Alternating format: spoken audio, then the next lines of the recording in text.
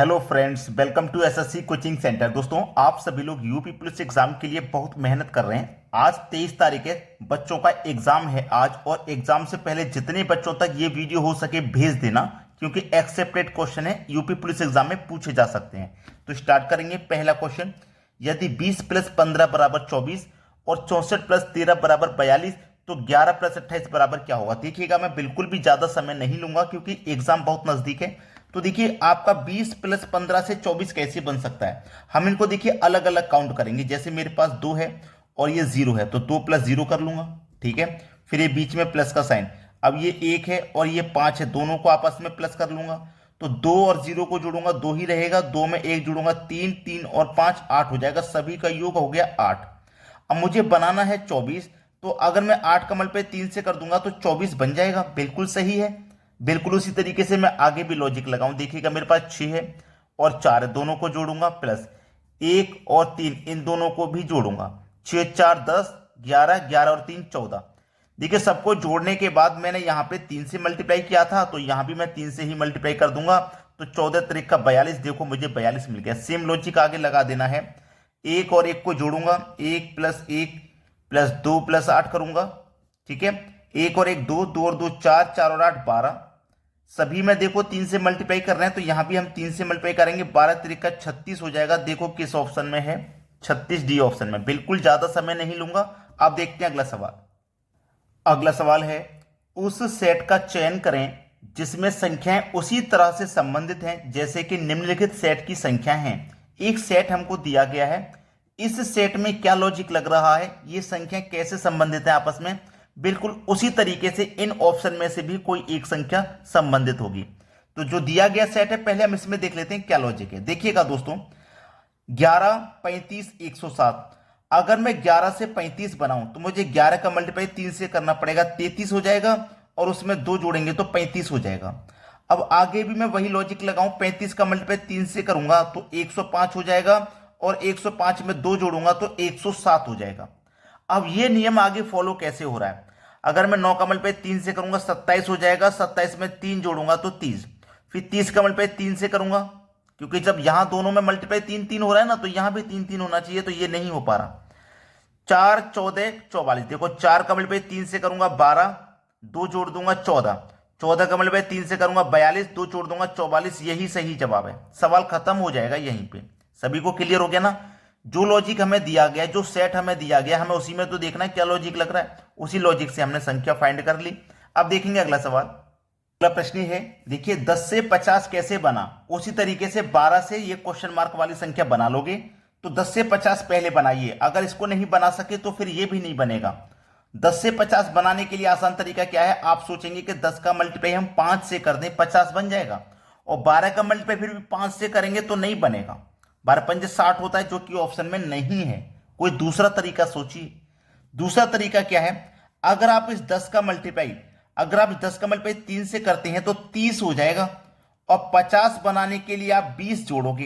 तो मैं कहूंगा कि यहां पे भी आप सेम टू सेम यही करोगे कि 3 से तो मल्टीप्लाई करोगे और 20 जोड़ोगे। जो लॉजिक यहां लगा वही तो लगाओगे। तो 12 का मल्टीप्लाई अगर आप 3 से करते हैं तो 12 त्रिक का 36 हो जाएगा। और फिर उसमें आप 20 जोड़ते हैं, 36 में 20 जोड़ते हैं तो 56 हो जाएगा। देखिए क्या ऑप्शन में है 56? आप बोलेंगे सर सी ऑप्शन में दिया गया सही जवाब। मैं पहले ही बोल चुका हूं, आपका टाइम वेस्ट नहीं करूंगा, सीधा सीधा सवाल बताऊंगा ताकि आप एग्जाम में कर पाए। एक्सेप्टेड क्वेश्चन है रीजनिंग के सभी एग्जाम में आने वाले। चलिए अब देखते हैं अगला सवाल। अगला प्रश्न है, टी एस क्यू का रिलेशन जे एच जी से है, तो एल टी एम का रिलेशन क्या होगा? थोड़ा सा ध्यान लगाइए। अल्फाबेट है ये, आपने एबीसीडी अच्छे से पढ़ी हुई है। आपने ये भी पढ़ा होगा कि जब हम अपोजिट देखते हैं, विपरीत देखते हैं, तो कौन सा किसके विपरीत आता है। जैसे कि अगर मैं यहां पे देखूं तो ये जो मेरा क्यू है ये जे के विपरीत आएगा। आएगा कि नहीं आएगा? और जो मेरा एस है वो एच के विपरीत आएगा। और जो मेरा टी है वो जी के विपरीत आएगा। यह आता कैसे है? देखिएगा, मैं स्टार्टिंग से चलूंगा। तो स्टार्टिंग से चलूंगा यानी कि ए से चलूंगा तो मेरा क्यू जितने नंबर पे आता है और लास्ट से चलने पर जे उतने नंबर पे ही आता है। इसका मतलब ये हुआ। समझ रहे हो मेरी बात को? ठीक है। अब जितने नंबर पे एस आता है उतने ही नंबर पे लास्ट से एच आएगा। अब एच का नंबर आपको सभी को मालूम है, 7 नंबर पे आता है। 8 नंबर पे आता है। अब ये 8 नंबर पे आता है ना, स्टार्टिंग से ये 8 नंबर पे आता है, तो लास्ट से 8 नंबर पे एस आएगा। लास्ट से 8 नंबर पे क्या आएगा? एस। देखिएगा, कभी हम अपोजिट माइनस करते हैं तो 27 में से माइनस करते हैं, 27 में से मैं 8 माइनस कर दूंगा, 19 आ जाएगा, और 19 पे क्या आता है? आपका एस आता है। ठीक है, तो एक दूसरे के ये अपोजिट है, तो बिल्कुल ऐसे ही देख लो, क्लियर हो जाएगा सवाल। देखिएगा, ये फर्स्ट का लास्ट से रिलेशन है, तो यहां भी फर्स्ट का लास्ट से रिलेशन बनेगा। तो एल का अपोजिट क्या होता है? एल का अपोजिट सभी को मालूम है, एल का अपोजिट क्या होगा? एल का अपोजिट ओ हो जाएगा। अब ओ हो जाएगा जब एल का अपोजिट, तो ओ इसमें भी है, ओ इसमें भी है, या तो ये ऑप्शन हो सकता है या ये हो सकता है। ये तो दोनों नहीं होंगे, कोई बात नहीं। इसका देख लो, फर्स्ट का इससे देख लो, एम का अपोजिट को होता है, एम का अपोजिट एन होता है, तो एन देखो इसमें है या इसमें है, तो आपका बी में दिया गया, सवाल का आंसर आ गया। चलिए अब देखते हैं अगला सवाल। अगला प्रश्न है रीजनिंग का। इस सवाल का आंसर अगर आप कर सकते हो तो आप जरूर करिए, और सेलेक्टेड क्वेश्चन है बिल्कुल यूपी पुलिस री एग्जाम के लिए। फर्स्ट शिफ्ट या सेकंड शिफ्ट किसी में भी आ सकता है। अगर आपका एग्जाम है यूपी पुलिस का तो बिल्कुल भी भूल ना करें। यहां पे लॉजिक देखिए, 6 11 से 25 बनाना है, 8 6 से 16 बनाना है, 12 5 से ये वाली संख्या बनानी है। तो करेंगे क्या, ध्यान रखिएगा, ये जो पहले वाली संख्या है ना 6, इसमें आप 2 से डिवाइड कर दोगे, कर दिया ना 2 से डिवाइड। और जो दूसरी संख्या है ना, उसमें आप क्या करोगे? 2 से मल्टीप्लाई कर दोगे। पहली संख्या में 2 से डिवाइड, दूसरी संख्या में 2 से मल्टीप्लाई, पहली संख्या में 2 से डिवाइड, दूसरी संख्या में 2 से मल्टीप्लाई। क्लियर है ना? तो जब मैं पहली संख्या में 2 से डिवाइड करूंगा तो कितनी बार डिवाइड होगा? 3 बार। और 11 दुनिया का ये कितना हो जाएगा? 22। ठीक है, मल्टीप्लाई करने 22। इस 3 को इस 22 को जोड़ेंगे तो 22 और 3 25 हो गया। चलिए 2 से 8 को कटाओ 4 बार, 6 दुनिया का 12, 12 और 4 को जोड़ोगे तो 16 हो गया। ऐसे 2 से कटाओ 12 को 6 बार, और 2 पंजे 10 हो गया, और 10 को 6 को जोड़ोगे तो क्या हो जाएगा? 16 हो जाएगा। तो देखिए 16 आपके सवाल का बिल्कुल सही जवाब है। सेलेक्टेड क्वेश्चन है कि नहीं? बिल्कुल। चलिए अब देखते हैं अगला सवाल। अगला प्रश्न है उस विकल्प का चयन करें जो तीसरे पद से उसी तरह संबंधित है जिस प्रकार दूसरा पद पहले से संबंधित है। यह आपके पास 4 ऑप्शन है, इसी में से आपको कुछ देखना है, तो आप ऑप्शन पे तुरंत नजर डालिए जिससे कि आपको एक बार में ही पता लग जाए कि कौन सा आंसर हो सकता है। ठीक है, बोला क्या है? जो तीसरे पद से उसी तरह संबंधित है जिस प्रकार दूसरा पद पहले से संबंधित है। दूसरा पहले से संबंधित है तो दूसरा तीसरे से भी संबंधित है। अब मुझे तो इसमें सी ऑप्शन बिल्कुल सही नजर आ रहा है, 1 3 5। देखो जैसे बोला क्या था उसने, दूसरा पद पहले से संबंधित है, दूसरा पद पहले से संबंधित है यानी कि -2 हो रहा है, और तीसरा पद दूसरे से क्या संबंध होगा? -2, यानी कि 2 2 का इनमें अंतर है। बाकी के किसी भी ऑप्शन में ऐसा नहीं दिया गया, तो हमारा सी ऑप्शन सही जवाब हो जाएगा। अब देखते हैं अगला सवाल। अगला प्रश्न है LMQRVW क्वेश्चन मार्क। अगर आप इस सवाल को नहीं कर पाए तो एग्जाम देने मत जाना। इतना आसान सवाल अगर आप नहीं कर पाओगे ना तो एग्जाम देने मत जाना। सिलेक्शन वाले बच्चे जो होते हैं ना, वो आपसे आधा समय पढ़ते हैं, लेकिन वो प्रैक्टिस उनकी ऐसी होती है कि एक बार कोई सवाल हमने कर लिया तो हमें जिंदगी भर याद होना चाहिए। अगर इस तरीके के सवाल को भी आप नहीं कर पाओगे तो एग्जाम देने मत जाना, पहली बता रहा हूं। यहां पे देखिए हो क्या रहा है, LMQRVW क्वेश्चन मार्क। अब ये संख्या लगातार है ना, एल के बाद में एम आता है, क्यू के बाद में आर आता है, वी के बाद में डब्ल्यू आता है, दोनों लगातार है, आता है लगातार है कि नहीं? ये क्या है? 22 23। ठीक है कि नहीं? 22 23 लगातार संख्या, एल एम लगातार संख्या है। तो ऑप्शन में देखिए कौन सी संख्या लगातार है? केवल ए बी ही तो लगातार है, बाकी का कोई ऑप्शन ऐसा नहीं जिसमें लगातार संख्या दी जाए। हो गया कि नहीं हो गया? चुटकियों में हो गया। तो आपका सिलेक्शन तभी होगा तब आपकी प्रैक्टिस अच्छी होगी। चलिए अब देखेंगे अगला सवाल। अगला प्रश्न है, यहां पे जो आकृति दी गई है इसमें पूछा गया है कितने त्रिभुज हैं। अगर आप इस क्वेश्चन को नहीं कर पा रहे हो तो कर लो, क्योंकि ट्राइंगल का क्वेश्चन जरूर आएगा एग्जाम में। सेकंड शिफ्ट में आपका प्रश्न है, आपका पेपर सेकंड शिफ्ट में है, तो अभी आपके पास मौका है कि ये क्वेश्चन अगर एग्जाम में आया तो आप कैसे कर लोगे। कितने ट्राइंगल हैं ये पूछा गया, तो सबसे पहले छोटे छोटे ट्राइंगल गिन लो, जैसे 1 2 3 4 5 6। ये सिंगल सिंगल ट्राइंगल आपने गिन लिए, 6 हो गए। ठीक है, 6 हो गए। अब आपको डबल डबल गिनने हैं, जो कि 2 ट्राइंगल को मिलाकर के एक ट्राइंगल बनना है।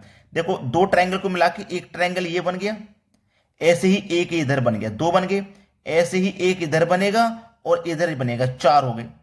2 इधर बने थे, 2 इधर, 4 हो गए।